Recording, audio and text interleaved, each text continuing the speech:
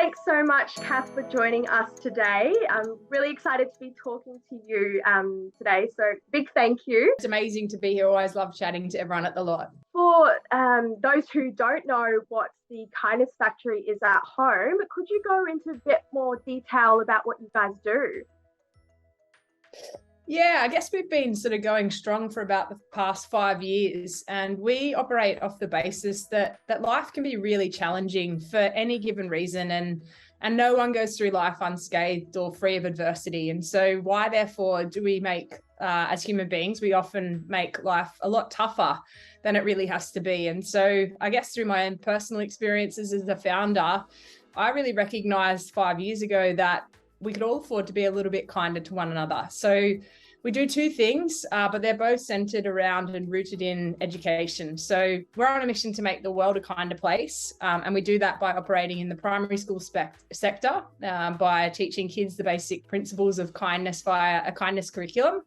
And also by encouraging the community. So anyone from all walks of life, regardless of age, background, ethnicity, culture, etc., to just do one small act of kindness. So far, we've logged 4.2 million acts of kindness from all around the globe, which has been pretty phenomenal. And we are doing incredibly well in the school sector as well. And at the moment, that's a completely free product, and that's thanks to the generosity of partners like the Lott. So yeah, it's been a really cool journey so far.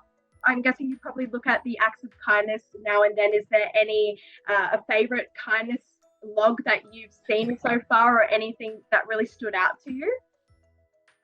I mean, there's been so many highlights. Probably my favorite is from the next gen. So there was a 5-year-old boy called Sam who was at the checkout, in the checkout line at the grocery store with his mum. And there was a woman in front, an elderly lady whose credit card kept declining when she went to pay for her groceries. And so Sam taps his mum on the arm and says, "Mum, like, what's going on?" And the mum tries to explain to a 5-year-old about credit cards and all that kind of stuff. And then you could see him sort of thinking, she said, and next minute she taps, he taps her arm again, says, "Mum, can I have my pocket money?" And she said, "Well, what do you want your pocket money for?" And he said, "I'll pay for the lady's groceries."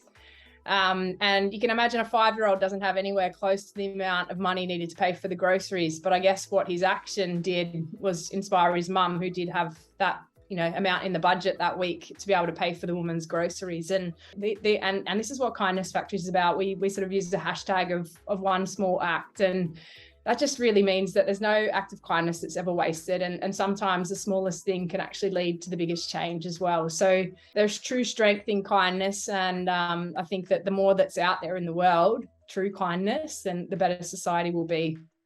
What made you start the Kindness Factory? I lived a very normal life, and then a series of adversities sort of happened. So I used to play cricket for New South Wales, and I broke my back for the first time about 10 years ago. I was in a wheelchair one day, and I couldn't press the lift button. I'd just been told that I probably would never walk again.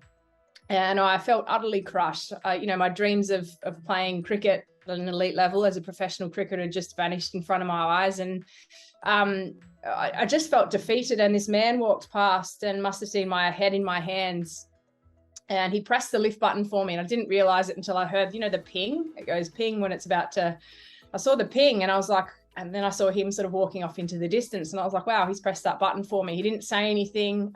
He was gone too far for me to be able to thank him, I guess, for that gesture. But in that moment, I guess it just reaffirmed to me that everything would be okay. Like, that's the power that tiny act of kindness had for me. And I guess I realized that, again, we're all gonna suffer at some point in life, and we don't have to wait for adversity to strike before we pick up the phone and have conversations that matter, or smile at strangers, or help people. Absolutely remarkable, Kath. It's amazing what you do. For those watching at home, we have something very exciting to announce. So the Lott is proud to announce for the second year in a row that we have donated $50,000 to the Kindness Factory. And we did send you something in the mail, if you wouldn't mind showing that all.